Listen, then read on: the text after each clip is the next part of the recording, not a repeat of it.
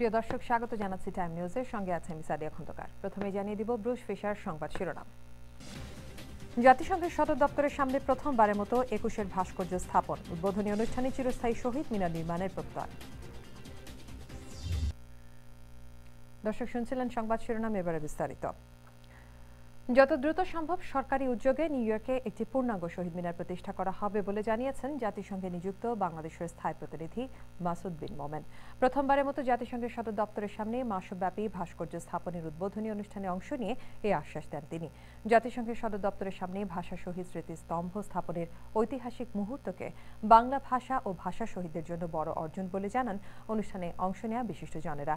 তবে বাংলা ভাষা চর্চায় উদাসীনতা দূর করে তরুণ প্রজন্মের মাঝে তা ছড়িয়ে দিতে প্রবাসীদের প্রতি আহ্বান অনেকের। অ্যান্থনি গঞ্জালভেসের ক্যামেরায় বিস্তারিত জানাচ্ছেন শিবলি চৌধুরী কায়েস। ভাষা শহীদদের স্মরণে ২১-এর গান পরিবেশনের মধ্য দিয়ে শুরু হয় নিউ ইয়র্কের প্রথম এবং ঐতিহাসিক ভাস্কর্য উন্মোচনের মূল আনুষ্ঠানিকতা। বিশ্ব রাজধানীর বুকে ফিতা কেটে এভাবেই ভিত রচনা করা হয় মায়ের ভাষা বাংলা। সোমবার জাতিসংঘের সদর দপ্তরের সামনে প্রথমবারের মতো স্থাপিত মাসব্যাপী এই ভাস্কর্যের উদ্বোধনী অনুষ্ঠানে হাজির ছিলেন বাংলাদেশ সরকারের পাশাপাশি নিউ ইয়র্ক সিটি এবং স্টেটের প্রতিনিধিরা। And on behalf of the governor, we honor the Muqtadara Foundation for the great work they are doing in recognition of the International Mother Language Day. আন্তর্জাতিক মাতৃভাষা দিবসের ঐতিহাসিক এই শুভ সূচনার প্রতি বিনম্র শ্রদ্ধা নিবেদনে এসে বিশ্বব্যাপী বাংলা ভাষা ছড়িয়ে পড়ায় উচ্ছ্বসিত বাংলাদেশি সহ বিভিন্ন জাতিগোষ্ঠীর মানুষ। জাতিসংঘের সামনে আমার ভাষা বাংলা ভাষার জন্য তার জীবন দিতে তাদের আমরা আজকে এখানে বসাতে পেরেছি, এটা আমার মনে হয় ১৬ কোটি মানুষের জন্য একটা ঐতিহাসিক পাওনা। International Mother Language Day is a very meaningful holiday, not just for Bengali New Yorkers, but for everyone. It's a symbol of the linguistic diversity of our city, and it's a day that really represents a lot of the culture that we have in New York City. ২১-এর যে উদ্বোধন করে হইতেছে আজকে, এটা আমাদের জন্য বিশাল একটা পাওনা। দেশে আমাদের মনের অনুভূতিটা ভিন্ন। আজ থেকে ২৫ বছর আগে জাতিসংঘের সামনে প্রথম প্রহর অনুষ্ঠান করার জন্য আমরা শহীদ মিনার স্থাপন করেছিলাম বাঙালি চেতনা মঞ্চ এবং মুক্তধারা ফাউন্ডেশন। সরকারের দৃষ্টি আকর্ষণ করছি যেন এখানে একটা স্থায়ী শহীদ মিনার স্থাপন করেন। জাতিসংঘের পাদদেশে আপনার ২১-এর স্মৃতিস্তম্ভ স্থাপন একটা ঐতিহাসিক পদক্ষেপ। বাংলা ভাষার বুনিয়াদ যত শক্ত হবে, বাচ্চাদের ইংরেজিতে সেটা যথেষ্ট হেল্প করবে।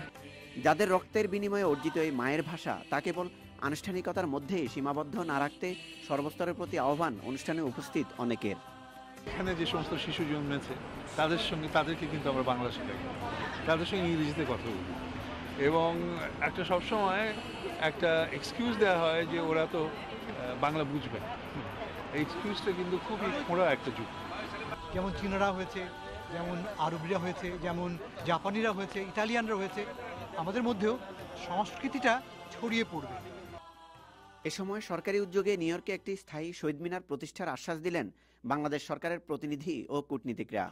এই ম্যানহাটানে করাটা বোধহয় অনেক কঠিন হবে, তবু আমরা নিশ্চয়ই চেষ্টা করে যাব। আগামী ১টি মাস এই ভাস্কর্যটি এখানে থাকবে এবং যারাই এই জায়গা দিয়ে যাবে তারা একটু কৌতূহলবশত হয়তো জানতে চাবে এবং তখনই তারা বুঝবে যে বাংলাদেশের এবং বাঙালির যে অর্জন এবং তারা বিশ্বকে যে একটা দিন দিয়েছে সেই সম্পর্কে তারা আরও জানতে পারবে।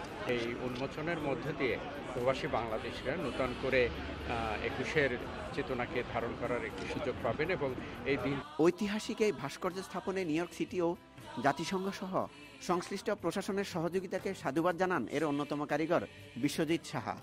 যে ভাস্কর্যটা স্থাপিত হয়েছে মাসব্যাপী জাতিসংঘের সদর দপ্তরের সামনে, সারা সকাল থেকে এই ভাস্কর্য যখন স্থাপিত হয় তার আগে দিয়ে সমস্ত কমিউনিটির মানুষ এটা কি এটা কেন, এই যে জানার যে আগ্রহ, আমার মনে হয় ৫ শতাধিক মানুষের মধ্যেই জানার জন্য ছুটে এসছেন।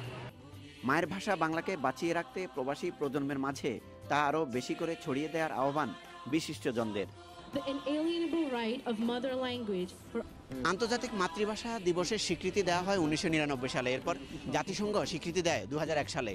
এরপর থেকে আর থেমে থাকতে হয়নি বাংলাদেশিদের। আমার ভাইয়ের রক্তে রাঙানো ২১শে ফেব্রুয়ারি আমি কি ভুলিতে পারি, এই স্মৃতি এবং এই ভাষা, এই স্লোগানকে নিয়ে বুকে ধারণ করে যারা অব্যাহত চেষ্টা করে গেছেন তাদের এই প্রমাণ আজকের মাসব্যাপী এই স্মৃতিস্তম্ভ। জাতিসংঘের সদর দপ্তর থেকে Shibli Chowdhury Kayes, Time Television, New York.